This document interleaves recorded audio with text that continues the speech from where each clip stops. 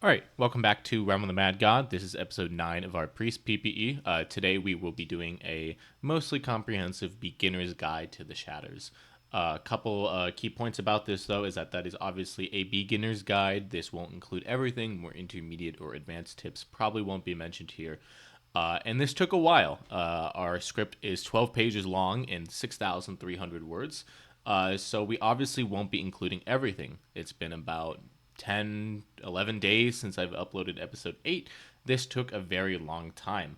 And I have other personal commitments, so I apologize. So with that out of the way, we are going to start. When the character loads in, we will be in the Derelict Village. The Derelict Village is divided into 3 map types, which can be determined by the pathway splits from the spawn portal. We will use the church type as a template to go off, and I will show what the other 2 will look like after. The church type spawns with pathways in an upside-down T-shape, extending to the left, the right, and the up. The photos I am using are from the old public Shatters Discord, which is now pretty dead, but that's why there are so many different colored lines. For the new player looking to get into the dungeon, we can ignore the rusher and main group tabs, as new players would probably typically stay close to the group anyways, and that's what I would recommend. So we will only really be focusing on the monument locations and the idle territory. We'll go over the monuments first, and then the common enemy dangers, and then the idol. The ruined village requires the player to kill 8 derelict monuments to activate the Sentinel fight. A note about these monuments: while the image on screen shows many dots, these are only the possible locations for the monuments. There are actually only 8 total that spawn. If you come across one of them, they are only vulnerable within a small radius around them and only to visible players. So rogues may be in additional danger because of this. These monuments are highly worth killing, as they have a chance to drop the Forgotten Ring, which is a reskin of Deca. Once 7 of the 8 monuments are killed, the last one will be revealed on the map with a purple dot, which makes it easier to find. As soon as all 8 are destroyed, they will spawn portals that teleport the player to the Great Bridge, which begins the Sentinel fight. Players are invulnerable for a brief period of time around these monuments, so if there are any enemies around the bridge when you're teleported, if you move quickly, you won't be in any danger. With that covered, we can move on to the enemies that you will typically find here. The first set of these are the hollow villagers, which are shown on screen now. One very important thing to note is that there are actually 2 versions of each enemy, a normal version and the purple accursed version. Accursed versions of the enemies will be much more aggressive. They have higher shot speeds, slightly increased fire rate, and higher damage. On top of this, once they are killed, an accursed enemy will drop no loot nor fame, and they only drop a purple gravestone. The small ones, the 0-8 graves for the small enemies, and then the larger ones like the gargoyles, like we'll get into later, or the warlocks, will drop the 6-8 graves. After a short period of time, if there are no players within a very small radius, the enemy will respawn at full health. While this isn't too important for the Derelict Village, it will become far more significant later. Of these hollow enemies, the only ones of real importance for the sake of a beginner's guide are the Outlaw and Brigand, which will both spawn invisible and will only activate when a player comes too close, after which it will sit still for a very brief second before firing out a flurry of knives. Understandably, these things can be incredibly dangerous if you aren't paying attention and can insta-kill you if you're flat out walking over it. In some runs, people will call R in chat, which will inform the group that there is a rogue nearby, though this isn't guaranteed, so you should probably stay pretty much constantly alert for opaque players that don't have health bars or names. Alright, we will move on to the stone enemies, which have a few other dangers to be aware of as well. The simplest of these dangers is the Stone Ranger, which will just slow the player. While not typically a problem on its own, these things can be an issue, as a lot of the enemies in this section of the dungeon, and the Shatters as a whole, tend to chase the player for quite a long time. The stone gargoyles are one step above the ranger, and while they have far less range than the rangers, they chase the player incredibly quickly and they paralyze you. They follow the player unrelentingly, and it is not uncommon to be entirely trapped by these things, and then subsequently swarmed by the other enemies surrounding it and killed very quickly. If you would like an example of what it looks like to be swarmed, here you go. Another brief mention is the Stone Mage, which shoots out a burst of spike crags that do a consecutive 120 armor pierce damage a second for as long as the player stands on top of them. These don't last forever. They're only going to be for a maximum of about 5 or 6 seconds. But if you're paralyzed on top of this by a gargoyle and swarmed by other enemies, this combined with that, given the obvious lack of immunity frames, means you're going to die pretty much instantly. So be very careful for the spikes they throw. Huge note for these stone enemies, though. Except for the stone idol, they can all be stunned. This is understandably a very valuable tidbit of information and can save lives. Don't forget your knights, kids. Before we move on to the idol, it's good to know that some mages and nobles, which will appear later in the castle before the Archmage, can actually appear in this section as well, albeit quite rarely. Alright, on to the stone idol. This massive enemy behaves similarly to the spectral sentry from the Lost Halls, and this almost entirely invincible enemy will chase the player, forcing them out of a certain area. A few critical differences. The largest of these is that the idol is bound to a certain area in each map type, which will be shown again on screen right now. If the group leaves these areas while the idol is chasing them, it will be blocked by that barrier, meaning the group can find another way into the zone or just entirely skirt around the idol. The idol will periodically stop attacking and stand still, which will also give you a window to escape. When active, it will cycle between several attacks. The most dangerous of these is the Nova of Orange Petrify shots that leave the player entirely vulnerable. It will also shoot out huge waves of armor-breaking, high-damage rocks, which can quickly kill anyone even without the petrification. When chasing, it will also fire slashes and little arrows, though these honestly are not too dangerous and just serve to drive the group away from it until the more difficult attacks happen. Now, to explain why I said the idol is almost entirely invincible. Under a certain set of conditions involving a rare enemy spawn, it will become accursed. But unlike other enemies, this accursed version has a specific purpose in starting the chain of events leading to a hard mode Shatters. Under that, the idol does become vulnerable and you do end up killing it, but for the purposes of this guide, we won't really be going into this. It's just a fun thing to keep an eye out for. Now, onto what the player can stand to gain from the Derelict village. Excluding accursed enemies, which we will once again get into later, every single enemy in this area drops one of the 3 armor types: the Royal Guard's Cuirass, the Vest of Shadows, and the Mantle of the Monarchy. Aside from the Tablet of the Monarchy and the Vagrant Spellsword Ondiad, or however you say that, which are the bottom 2, everything on screen now can spawn in the Derelict village and will drop the respective items, albeit this is at a very low rate. You're better off going to the stone tablets for this. Moving on to the Great Bridge and the first boss of the Shatters. The Bridge Sentinel consists of 3 different phase groupings. The first 2 have a set of 3 phases apiece, and he cannot begin a new phase chain until all 3 have happened sequentially. The first of these phase chains is epitheted as Slashes, which should be fairly obvious why. In this first phase, he behaves very similarly to the old Shatters version of the Sentinel, which I figure a lot of our newer people looking into these Shatters won't be very familiar with. But for those of you who are returning to the game, you kind of know what I'm talking about. The group will stay to the top right side of the room, which is to the direct right of the boss. The Sentinel will shoot out bursts of slashes in front of the group, along with the same orange petrify shots as the stone idol. A typical group will activate the first of the 4 towers that form a rectangle around the room during this phase. Each tower activates at increments of 20% health, with the first one then being at 80%. From here, the group will kill either the top or bottom right tower, depending on the quality of the group, the direction of the raid leader, etc. Upon killing these towers, Blah Bombs will periodically spawn for the remainder of the fight. After this phase, he will begin to spin and slowly ping-pong around the room, releasing bursts of radial crescent-shaped shots that will gradually start to accelerate. You can generally stay ahead of him in this phase with a decent amount of speed, though be careful about the blobs spawned by the towers. To deal with these, you can either shoot them from a safe distance or walk over them if you got balls, at which point they will flash white and explode into a burst of silencing shots. Sitting on blobs, as you may have already figured out, will kill you instantly. After this phase ends, he will snap to the top of the room where he first started, and here's where things get a little complicated to explain. Okay, in all of the footage you will see of me for this phase, I will start in the top left corner for this sword rain phase, and swiftly move to the right as the swords will pass underneath me. For a new player, this may not be recommended. Every single sword here slows the player, and even getting clipped by these could mean death or a nexus. So, as these swords swoop to the side, if you stay near the lower half of the room, you should be safe. Couple little notes about that though. You should probably be near the lower half, but not entirely against the bottom of the room because there's a bunch of shots down there.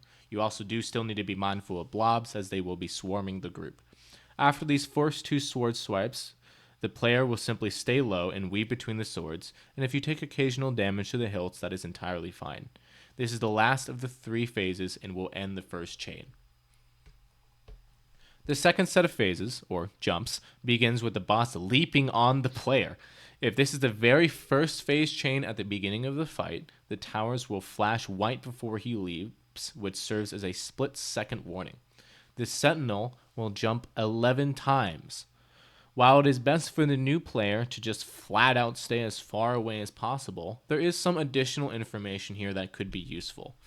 Jumps 3, 6, and 9 will be predictive, which means he will aim toward the group, or the closest player. He will aim towards where you are going, not where you're standing right now. So if you're going to the left, he will aim left. And the third and the 9th may have a decreased number of shots. The 5th and the 11th shots are incredibly fast, and he will leap directly north, putting anyone above him in danger. All other jumps aside from these will just follow the closest player and require less concentration. So either way, keep your distance. If you're ranged, you can push in for this. Just be careful not to get lined up. Melees, I would avoid this entirely until you're comfortable.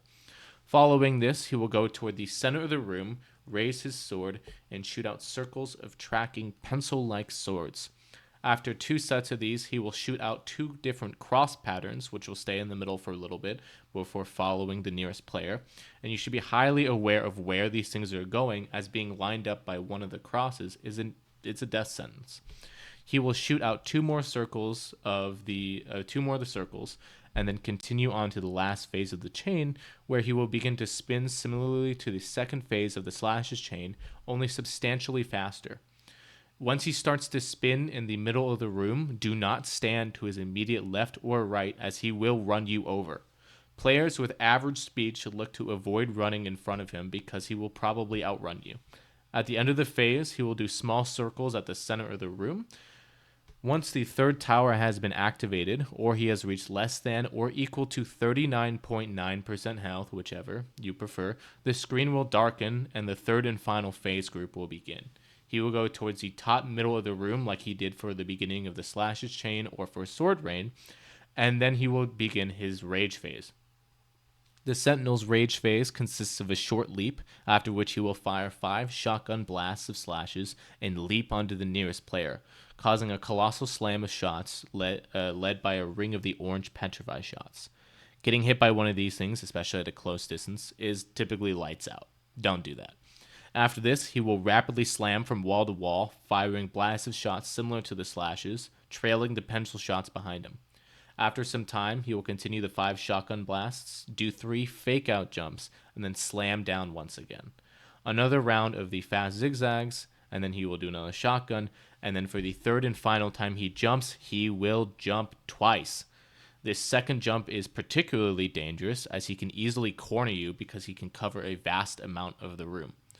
Couple things about rage. 1, when he slams, he only shoots against the wall. Obviously, you still have to contend with the swords that follow him that can potentially line you up. You have to deal with the blobs, but he will only do the slam against the wall. So if he runs you over, it'll be a bit of a scare, but it will not kill you. Additionally, he will only do the rage phase once per fight. And if he's still alive after the rage phase, he will do either phase chain until he dies. Good job. There goes Sentinel. I consider Sentinel, with my modern experience, to be the worst part of this dungeon. Not the hardest, but I would consider this easily the most frustrating. So once you get through this and you start getting this down, it's really only up from here.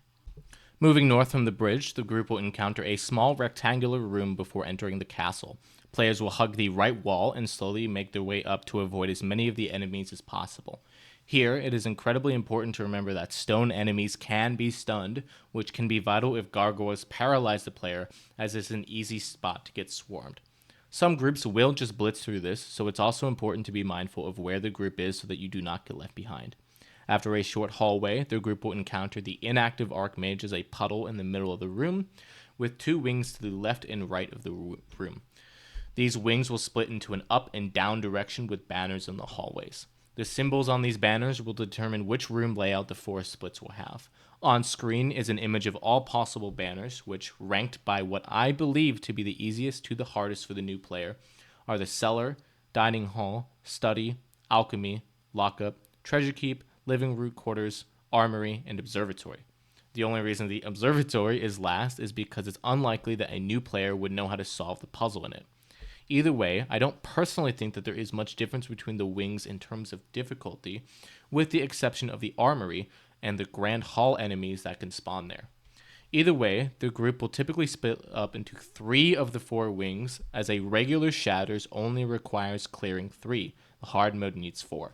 As to what the group is going for, each split will have a series of 7 pylons dispersed throughout the room, leading to a source generator. Attacking this will lead to a trail of white particles connecting all 7 pylons to the source generator in a line. The source generator will spawn one of 4 different flame colors: blue, yellow, green, or red. Note that there are 3 green flames and only 1 of the rest. With the exception of the yellow, armor-breaking flame, players must move nearby the flames to drag them along the pylon line and back to the main room. Accursed enemies will attack the pylons along the way, and enough damage will destroy the connection and require players to restart the flame drag. As such, some groups leave a few players behind at each split to prevent accursed spawns. Once the flame reaches the center room, it will go to the respective split's magi generator. As soon as all 3 flames have reached their respective generator, the fight will begin. Footage for this and the Forgotten King fights will be slightly out of order, as the script isn't relative to one specific fight, but rather by a somewhat arbitrary ranked difficulty of phases. All players will be teleported to the Archmage room, and the left and right splits are sealed off. The Archmage is actually a somewhat simple fight, with surprisingly little variability for such an endgame boss. The generators will come in 2 colors, blue and red, with the colors being chosen at random. If the Archmage chooses 2 of one color, that is referred to as a majority. If all 3 are one colors, it's called a nuke. This gives a total of 10 phases: 2 fire majorities, 2 ice majorities, 2 fire nukes, 2 ice nukes, and the respective finale phase for each color. In the first third of the Archmage fight, the boss himself will be vulnerable as he cycles between phases. We can see on screen that the first phase chosen has 2 blue generators and 1 red generator, and is thus one of the 2 ice majorities. In this majority, the Archmage will shoot out radial bursts of silencing shots, alongside portals that burst out armor-piercing shots. It's important not to get cornered or sandwiched by multiple portals, but otherwise this phase really isn't too dangerous. The second ice majority will involve rows of spinning portals. There are small gaps between these portals that are safe to stand in, but to be safe, give the portals a somewhat wide berth. Melee players may stand on the inner green circle and be safe from the portals, but however you do need to be mindful that the large 250 damage armor-piercing stars will target you first, so either get a decoy pet like me or be ready to dodge back and forth to avoid them. The first fire majority will be indicated by a large amount of randomly thrown white projectiles, which will land as extremely lethal bombs similar to the Avatar of the Forgotten King. The group will immediately retreat to the bottom wall, with ranged classes being mostly responsible for damaging the boss in the first third of the fight, should this phase occur then. Be highly aware of where the bombs are thrown, and be cautious of the rotating portals and their sicken shots. As we've now covered 3 phases, which is the minimum to progress the Archmage to the second phase of the fight, we'll interrupt to discuss what happens next. Here, the room will turn a darker hue, the group will be sickened, and the generators will become vulnerable, shooting out bursts of 40 damage armor-piercing silencing shots. Killing a generator will lock it, and from this point onwards, it will always contribute the color it was locked as. So a red generator will always produce a red flame, blue, blue. The phase following the lock will be the same color composition as the one before it. Additionally, the Archmage will spawn one of 2 birds, Inferno or Blizzard, depending on the majority. From this point on, the bird must be killed to stagger the Archmage, allowing the players to damage him and progressing the phase. The other fire majority is a far more difficult phase, and is a very frequent killer of new players, so do not be taken by surprise here. The Archmage will throw out a ring of bombs, either on the outer third of the room, the middle, or the inner. At the same time, rotating tentacles will force the player to move, where the lingering shots from the bombs frequently do heavy damage. Try to stay with the group and near the middle of the room, and try not to get trapped between bomb explosions should the Archmage sequentially throw bombs to the inner and middle rotation. The outer rotation is pretty safe, you're never going to be that far back. Anyone who can slow the birds should do so, as this gives much more time to attack them and end dangerous phases. Once the birds die and the Archmage staggers, he becomes vulnerable. Do not stand to his immediate right, as the birds will insta-kill you. The birds will rotate around the boss, firing omnidirectionally. As a result, the safest place to be in order to properly damage the boss is actually right on top of him, especially if you have fungal tomes or a solid priest. Once the Archmage reaches 40% health, he will lock another generator, and both birds will come out regardless of the phase. We're going to now move on to the nukes. The first of two ice nukes involves a few portals that alternate between the inner and outer rotate, which players should avoid sitting on. He will also throw out ice spheres in a similar manner to the bombs from the first fire majority, which will explode into a wall of ice shards that do high damage. This phase is not too difficult as long as the player is mindful of where the ice spheres are landing. Be very cautious, don't end up sitting on one of them. There's no way to survive it. The second ice nuke is a bit more specific about where players should stand, involving a small ring of safe land surrounded by rings of shots. The Archmage himself will also shoot lines that the group should avoid, while waiting for the birds to come to the group so that they can be killed. It's also good to know that the bird that matches the nuke's color will be armored, while the non-nuke bird will be armor broken. The first fire nuke is a somewhat simple phase where the Archmage will fire out an immense amount of large and small projectiles, with the large ones armor breaking the player and doing a heavy amount of damage. Be very careful of the outer portals and their line of purple stars, as they can easily cripple players. This phase will more or less whittle down your health, so micrododging can be a lifesaver here. The second fire nuke is another one of the very lethal phases, and in my opinion is responsible for the most deaths. The Archmage will shoot out an initial line of shots, which will warn the player of the direction of the coming wall. These walls will be either vertical or horizontal, and players should make a long oval between the shots, as shown on screen, to dodge between the lines. If at all possible, do not get hit by the purple shots. The slow makes this phase much more difficult on its own, but the real danger is when you get unslowed, as the player can easily slingshot forward into the oncoming wall. If the player does not stagger the Archmage quickly enough, he will throw out bombs, and upon their explosion, the walls will switch directions. Because he stopped shooting while throwing the bombs, this serves as time to recuperate and gain additional damage on the remaining birds, potentially allowing you to end the phase before the walls switch directions. At 10% health, the last generator will become vulnerable. If two generators are locked as fire, the group will encounter a fire finale. The same is true for ice with the blue majority. For both phase types, the birds must be killed, with the opposite color bird being vulnerable first. Alright, I just want to interject here with an editor's note to say that despite my best efforts, and I didn't even realize this while I was writing the script, it wasn't until I'm sitting down to edit, I don't have a single clip of an ice finale. Besides when we died with our chrysalis and like here and there from previous episodes, all of which footage is gone, I don't have any. Not only for episode 9, which is the footage from episode 8, but all the way up to episode 16, I don't have a single clip of an ice finale. You will typically find more fire finales because people tend to prefer to lock the red generators anyways because the phase is a bit easier. So ice finales are somewhat rare. Either way, I don't have any footage for it, so I'm going to overlay the footage of the fire finale, probably loop it a couple times, or like show earlier parts of the fight, and then when we get to the fire finale, we'll move on like everything's normal. But I don't have any footage for this, so sorry about that. For an ice finale, Inferno will first rapidly rotate around the outer side of the room, bursting out novae of armor-breaking whirls. Inferno can be stunned. This may be critical for survival in both finale types. Keep both birds slowed as often as possible. Blizzard will shoot out very high damaging shots, so melees might want to keep their distance. A Fire Finale's Blizzard is a relatively simple kill and won't provide any danger. Again, Inferno must be stunned for this phase, otherwise he will shoot out high damage, armor-pierce shots that can rapidly kill the player alongside the volley of bombs, the latter of which he will still do even if stunned. Once both birds are killed, the finale will begin. An Ice Finale works like a blend of the Fire Nuke 1 and the Ice Nuke 1, where he will shoot out a great deal of shots combined with the Ice Spheres. There isn't too much technical information to this phase that wouldn't be a repeat from earlier, with the player needing to avoid both the larger, high damage shots and the Ice Sphere explosions. Melee should keep their distance here, as being close to the boss when not familiar with the phase could be incredibly dangerous. The Fire Finale, however, is a little more detailed. Similar to Fire Nuke 2, the Archmage will spawn walls, however this time they circle the room as concentric rings. To dodge these, players should move in a similar thin oval shape to the vertical walls, taking great care to know where the bombs are landing, as walking over these in an attempt to dodge the walls would only result in instant death. The walls also sicken and silence the player.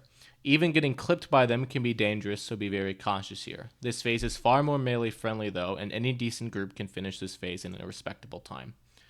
Once the Archmage dies, the group will progress north to the Grand Hall. This section is a wave clear where the group is responsible for killing 5 stone tablets, with one spawning after the other has died, with the exception of the last 2, which will spawn together. Every successful tablet clear will cause more enemy types to spawn. Initially, there will only be knights and archers, then the horsemen and gladiators, and finally, after the 3rd tablet is destroyed, players must kill the final 2 while managing the thaumaturges as well as the previous enemies. Be very careful, as every single enemy here can very easily kill the player, particularly the gladiators and the horsemen with their huge chains and bursts of stun shots respectively. An additional note here is that the green skulls the thaumaturges spawn can be stasis. Once all 5 tablets are destroyed, every enemy in the room will instantly vanish, allowing the group to progress to the throne room. In my opinion, the tablet clear is the most stressful part of this entire dungeon.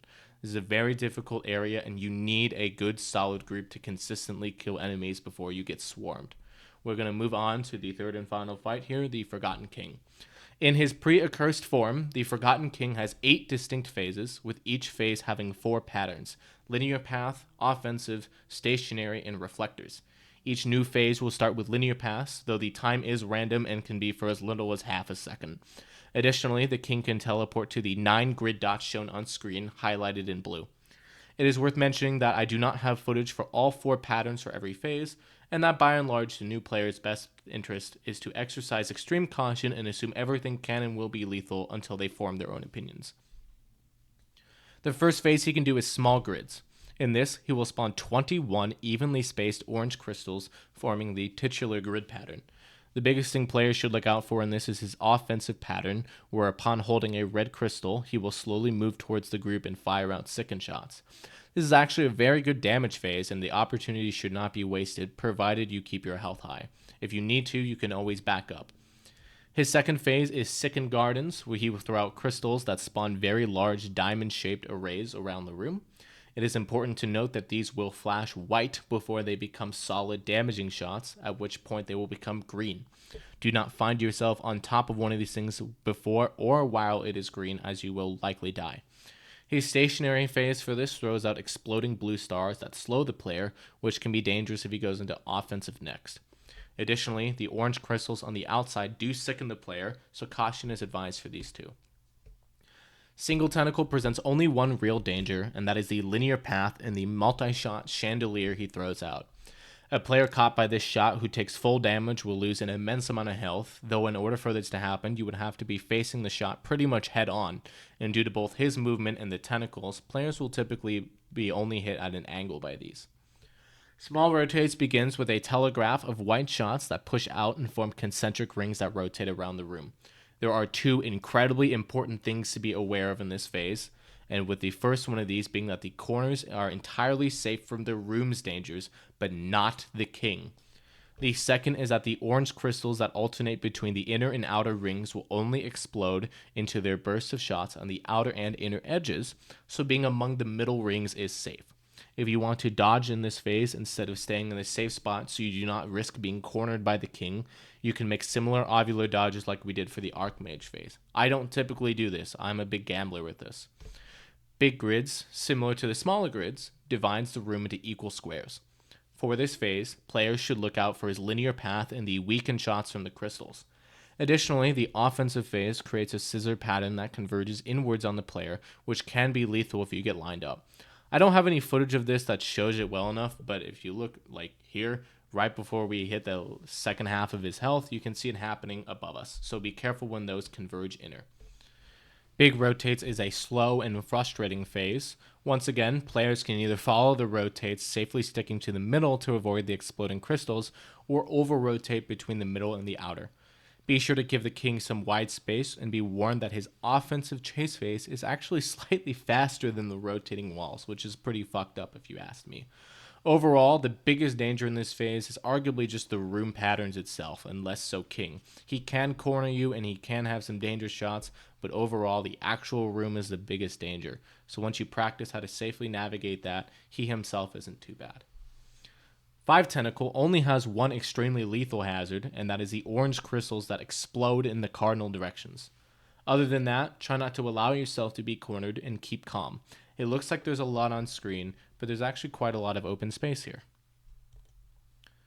Walled Gardens is another very overwhelming phase at first glance. There are tiny gaps between the outer walls and the diamond shapes that you can squeeze through in a pinch. This is the most important phase for reflectors, which we haven't really spoken about. If the king is moving, but very slowly, and he is surrounded by a green shield, do not shoot him. He will reflect your attacks back at you in the form of high damage, high density, quiet shots that, combined with the room's hazard, will kill you in seconds if you get caught. Additionally, he can rapidly switch to a different pattern such as offensive, which will instantly kill players. Be very mindful of his offensive form as he can easily drive you into the room hazards. Once the king hits half health, he will seize any attack he is doing, with the exception of big and small rotates, where he will damage cap for the remainder of the phase, and go to the top middle of the room. At this point, he will transform into a large skull and dispel a great number of king's eyes and helpless souls. The eyes of the king, which are marked in purple on the map, must all be killed while the avatar of the Accursed King chases the group, firing out high damage, armor-breaking shotguns. On top of this, the helpless souls will explode into sickened shots. Generally, competent groups will have one person stand to the top right to drag the avatar away from the group, while the group themselves are responsible for killing the eyes. The main group will be bottom left, rotating clockwise around the room. With no dragger, the group should just make sure to avoid the armor break as much as possible. Once all eyes have been killed, the king will become the Accursed King, and the final half of the fight will begin. I, and most players, consider the second half substantially easier than the first, and at the very least it is significantly faster than the first half. In the second half, the king will be accompanied by 4 shades of the king, which will provide additional attacks during each phase. After the end of each phase, the king and his shades will reset to the middle of the room. We will go through the 6 possible phases that the king can do and end the guide with patience. The first phase that the king can do is kneel. For this, the group will start bottom middle to bottom right and drag the king clockwise. He will fire high damage shotguns while the shades alternate between the center of the room and the corners, firing shots that slow the player. It is very important to be aware that when the phase begins, the shades will start on the outside, so if you're in the bottom left corner, you risk being killed instantly. This is a solid damage phase, and as long as you keep your distance or do not get hit by the king in rapid succession, this should be safe. The next phase he can do is Fears, where the shades will stay in the center and fire out high volume of light blue pet stasis shots that will trickle down the player's health. The king himself will alternate between purple shotgun blasts that will consistently do somewhere between 200 to 250 damage apiece, or 3 waves of concentric rings that the player must avoid. This phase can easily whittle down your health, so be sure to move very deliberately and be careful not to get chipped down. The next phase the king can do is DDRs. This phase just blatantly sucks, and being caught by surprise can be lethal. The group will be forced in a narrow hallway underneath the king, where they must dodge 3 different types of waves that come at them. The first of these are random lines of blue and red shots, where the group must find the gaps between. It's also important to dodge the small quiet balls and the larger curse shots, which can be a great issue.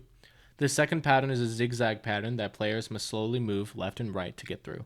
I personally tend to get clipped by these quite a lot, and they can be frustrating. The third one, which I do not have footage of, is quite easy to dodge. It is literally just a wall of shots that will force the group to the bottom of the room. It's important to know that the little arrow shots from the king that we must dodge through also silence you, so buff and clashes should make sure to dodge these. Abyss is arguably the most difficult Accursed phase as it requires good group coordination. The king will chase the player and fire 4 waves of arrows that quiet the player. While this is happening, the shades will rotate counterclockwise and fire a bomb towards the group that bursts into a diamond of void tendrils. Here's the catch. These bombs target where the group is currently standing. As such, the group must stay as close as possible to the king while avoiding his shots so that the void tendrils will miss the group. If anyone is too far ahead of the group, the bomb will hit the group at large and do massive damage. At some points on screen, I am forced ahead of the group, however the bomb has already been thrown and I can quickly come back. Extended time away can result in the bombs targeting me instead, so I do not stay away. This phase does have a damage cap too. Only a maximum of 10% damage can be dealt to the king, which will limit group progress. The other damage cap phase is Tentacles, where he will spawn a clockwise 6-armed tentacle that the group will rotate with. Alongside this, he shoots out sinusoidal curse and quiet shots, and the shades will fire out a counterclockwise armor-breaking tentacle that the group must spot gaps in to avoid taking damage. Aside from getting lined up or failing to spot the gap, however, this phase is more cumbersome than anything else and will just take time. The final phase he can do is Reflectors. For simplicity's sake, I will describe the typical way that this is done, where the group will go to the bottom of the room and dodge between the line of star shapes the shades make as they periodically cross from one side of the room to the other. The king will rotate around the room, aiming a high damage multi-shot ball at the group.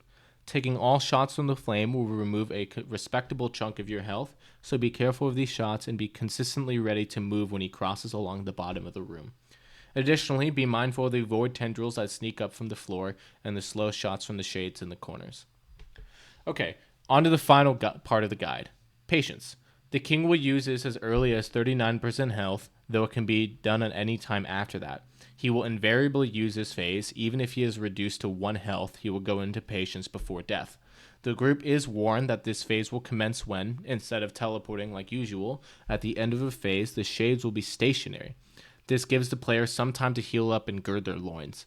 After this, the shades and the group will divide into 4 corners: the top left, top right, and bottom left. The room will receive a blanket Sicken, Silence, and Draught, which prevents the use of abilities and consumables, and we are no longer able to heal. A large array of erratic shots will come out from the edges of the room, moving towards the center. While these outer shots, comprised of lower damage red bleed shots and higher damage blue shots, persist, the shades will move towards the closest player. This requires a great deal of trust in the rest of the group to perform their dragging duty properly, wherein each corner will take the respective shade to an opposite corner without interfering with each other. Top left will go top right will go bottom right will go left, and bottom left will go top left. While this is happening, the shades will fire out higher damage blue shots and high damage curse shots that should be avoided at all shots. The bleed and curse damage are the real killers here, so be very careful of these in particular. After the first drag, the shades will go back to their original corner, and the player is now responsible for dragging the new shade backwards to their original corner. Once there, they will repeat the same thing, going backwards again.